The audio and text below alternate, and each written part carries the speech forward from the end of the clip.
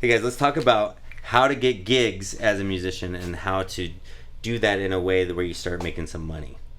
Okay. So,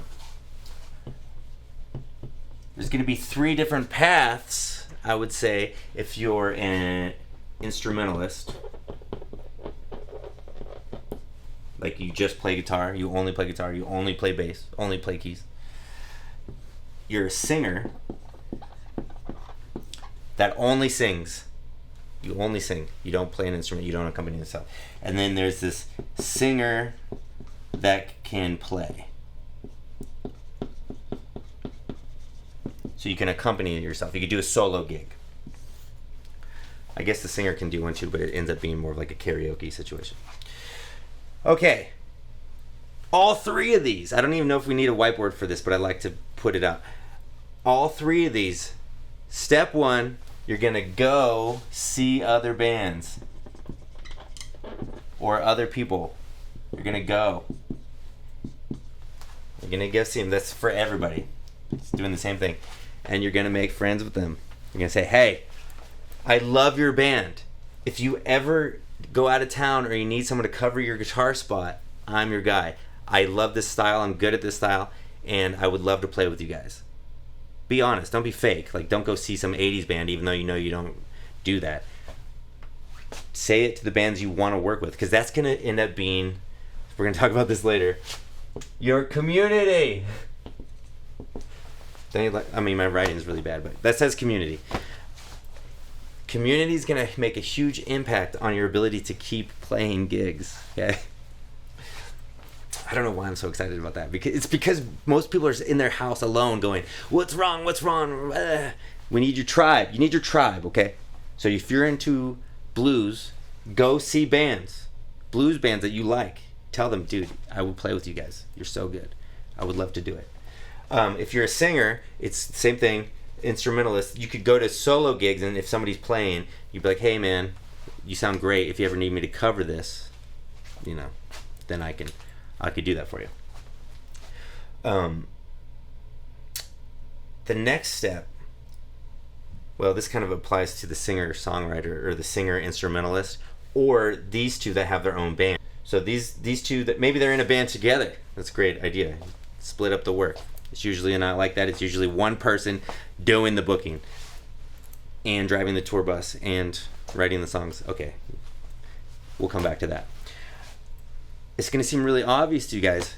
Go to the venue that has the type of fans that you want to play for, or at. Go to those venues, and all you have to do, if it's a restaurant, it doesn't even matter. You just walk in and you say, hi, can I speak to the person who does the live music booking? And they'll probably give you an email address. That's okay. Sometimes, actually most often, it's the manager, the GM, who's got 80 different roles and responsibilities. He probably doesn't want to talk to you. But no matter who it is, the fact that you went in and showed your face and were just a kind human makes a huge difference, okay? So, you could also call, say, hi, can I speak to the person who books the live bands? And they'll probably say, oh, well, you have to send this, this, and this. You have to send a live video. You have to send your social media.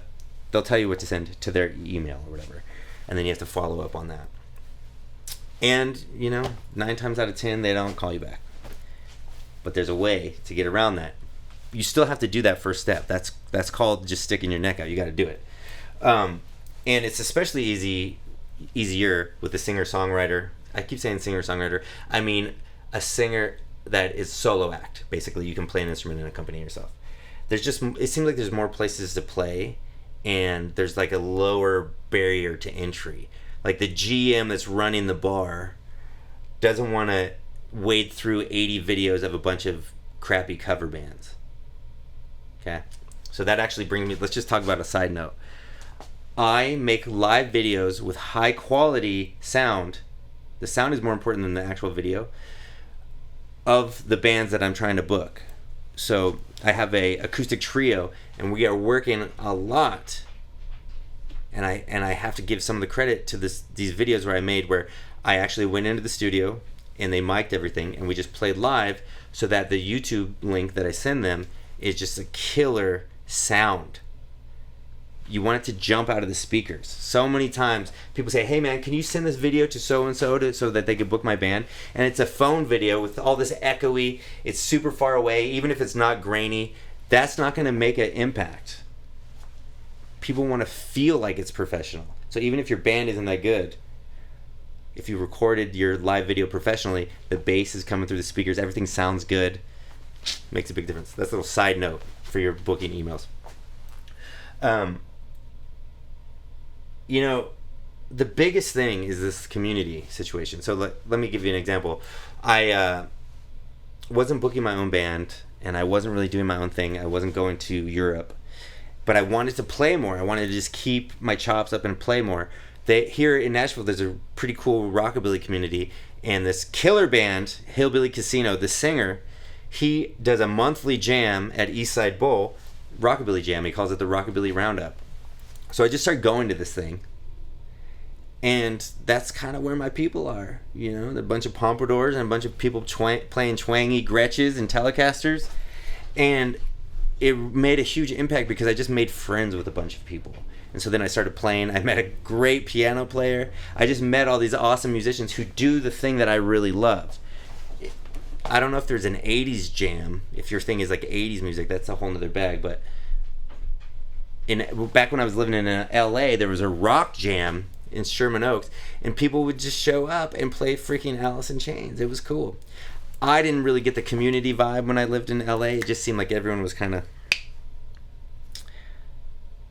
into their own thing. I'm not even gonna say it. They're just into themselves. But here in Nashville, community town, that Rockabilly Jam has made a lot of friends. I met Ronnie Crutcher, who is a killer guitar player. He also played bass for Setzer. I would call him my friend. I actually call him to ask him to do gigs with me all the time. So you get the point. Community. Go hang out with the people that do the similar thing that you want to do. You know, when I lived in California, this was 10 years ago, I had a record deal or whatever, a label pushing my stuff, and I was getting on the radio and I was getting lots of corporate gigs and stuff.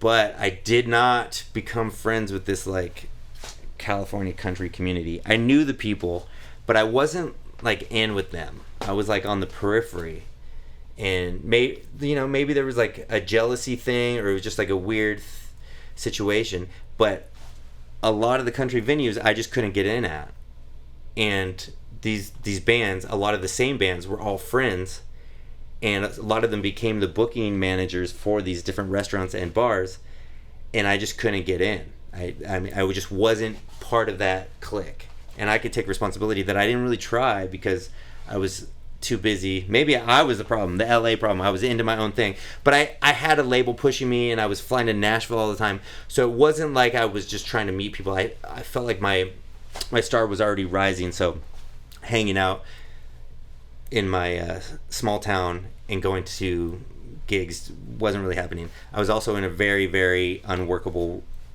marriage. So anyway, too much information, but what I'm saying is, if you want to get gigs and you want to be part of something, community, that's the place to be, baby. So not to mention, you don't want to just be alone all the time, just trying to figure it out. How can I get a gig while you're just sitting in front of, God bless, I love YouTube, but you're just sitting there in front of YouTube playing along to jam tracks or learning the intro to Chattahoochee, which you should be doing that, but there's got to be more. You got to interact with other people, and you hear me say this on a lot of different videos. Even the video that I made about making a recording, being part of a community, provided me with a lot of musicians that would help me, engineers.